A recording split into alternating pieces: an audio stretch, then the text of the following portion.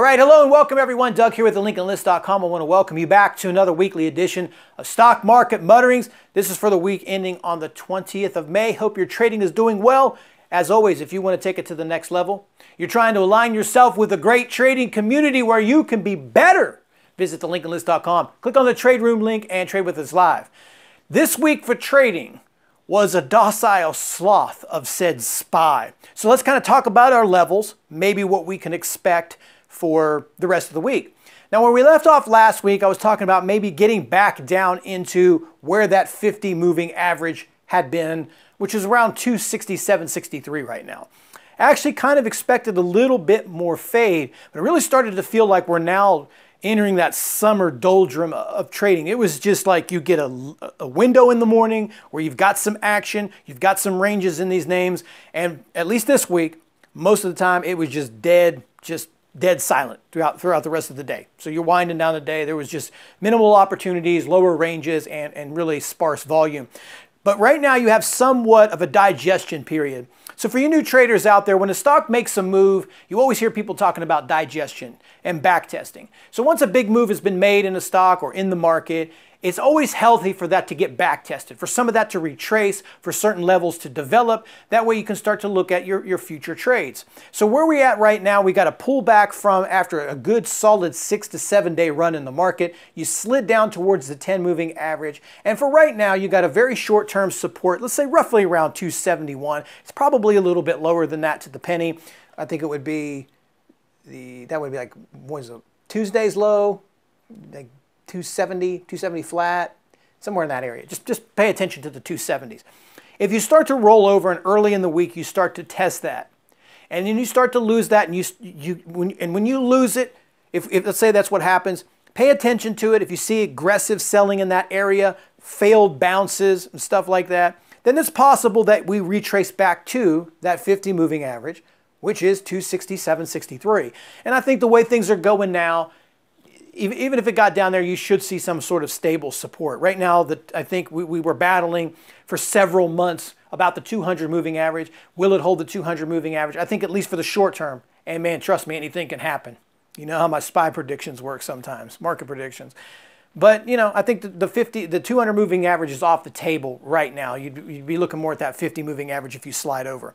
On the other hand, if this thing starts to get some steam building, you start going back up over 273.20s, 273.20s, you start going back up over last week's highs, then you might start to talk about 280. You might see yet again another leg up going back to 280. Again, who knows where it's going to go? But one thing we are experiencing right now is we're getting into this area where you've got to really have your plan down early in the morning. It's going to be important because you're going to get about 1 hour worth of sweet sauce, and then the rest of the day you're going to be looking around for the crumbs, and that's just the way it is. That doesn't mean anything can't happen in the afternoon. There won't be opportunities.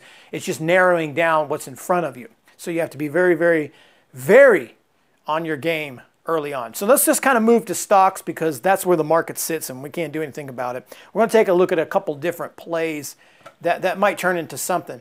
I want to start out with BZUN because it got China heavy there later in the week. Monster move on this thing, 45 to 54 where it sits.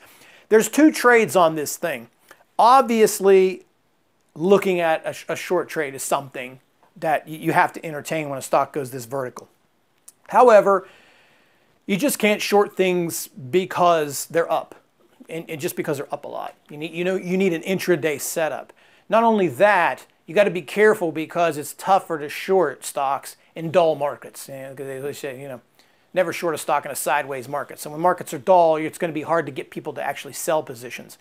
The only thing that you have in there is if you get early ramp-ups. If you look at the upper chart, you get early ramp-ups in this, vertical moves, parabolics, then you got some scalp money in there that you can get on a pullback or something like that. Now, in the case that something like this would wash out, let's say there's a gap down in the market based on some sort of news. Anytime you have a strong stock that goes vertical for a couple days and it begins with a washout, it's almost always a buy, unless it's some cheesy old penny stock that's getting delisted. But for most cases, they're buys because, Shorts are going to cover the position, which is going to create buying. People are going to buy into the dip. And even if it doesn't go from red to green, it still usually provides, you know, solid trade. So watch this BZUN. It's got both ways in there. I wouldn't rule out a 60 run before the week is over. It's an interesting looking chart, and it's got good range in both directions. Also want to take a look at this SFLY. This one's getting a little bit sneaky up here. Now this might be something that's better for you swing traders out there, because I'm looking at it, and the more I keep looking at it, I have it written down. I'm like, I don't know if this is a day trade or not, man. I can't tell. It's looking so thin intraday, but you got a really solid one. Again, we talked about back testing and all that good stuff earlier. So you get this earnings gap up on this thing, and it runs up, you know, 15 bucks. And for the last, I mean, practically this entire month, this thing has gone sideways, you know. And it's just now starting to wiggle its way up to the highs, which is 96 bucks. So pay attention to this thing. If it gets up towards 96, you see it try it early on Friday. Got up to 95, 75 and sold off. Pay attention to that thing. Set yourself alert at 96. If it starts tapping on that 36, you start getting up there, 96, excuse me, and it busts through, then we got to look at 100 bucks on this stock. It might take a little bit of time, but if you look back into the chart, you go back here to February, it did the same thing. It held most of its earnings gap and trended sideways, and then once it broke out, it put in a good 6-7 days of green. So we might see something like that. Again, I don't know if this is necessarily set up for day trading. For those with swing accounts, you're looking to try to capture maybe a longer move. This might be something you could probably stop at around 94.5 and see if this thing can't wiggle out towards 100 bucks. So SFLY, not bad. Something with a little more pizzazz to it is this shop. This thing is looking like it wants to get back up to the highs here, which is like 153. Same thing, you know, it's already back tested, pulled into the 10 moving average, spent the last couple of days on a grind. Now, if you're used to trading things like Tesla, Nvidia, and those kind of stocks, you're going to find these to be a little bit more tame. Maybe the same thing. It might be something that fits better into a swing, because if you're getting breakout moves or power moves on there, they're lasting maybe 60, 70 cents and then it stops. For some traders, that might just not be enough alpha in there for you to make your living. But if you start moving up, I think, over 148s, 149s, there'd be little in the way of making the case that this does not go back up to highs. Now, obviously, it could definitely be a short on any kind of rejection, but those are numbers right there, and this thing's lining up. Now, something that might be a little bit more clear is I want to start really kind of focusing in on some TTD. It is bad boy right here, man. This thing, if you just happen to buy this and forget about it, you're in pretty good shape. 50 to 84 bucks. I mean, this thing's like, I don't know, what is that, 60, 70% in the last week? I mean, this is a monstrous, monstrous move on this thing.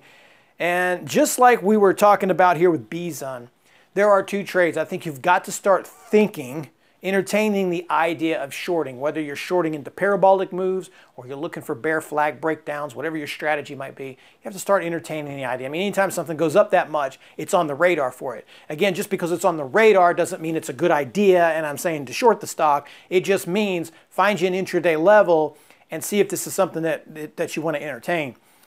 On the flip side of that, like the BZUN, if it does start to gap down and you get panic flushes in the market, these are the kind of stocks that you want to go to and buy, because these are the ones that are probably going to sell off less than the others, and they're going to bounce a lot harder than the others. It just always seems to work that way. So this TTD, I would like to be shorting this thing possibly towards 90, or any kind of intraday pivot that starts to fail, or some lower highs along the way. That's how I'd like to do it. If it kind of flushes out, it gaps down to 81s, 80s, or some kind of freak thing going on in the morning, then I'd want to buy it. So anyway, I'm going to leave you with a few ideas right there quickly. We've got BZUN, we've got SFLY, we've got SHOP, and we have TTD.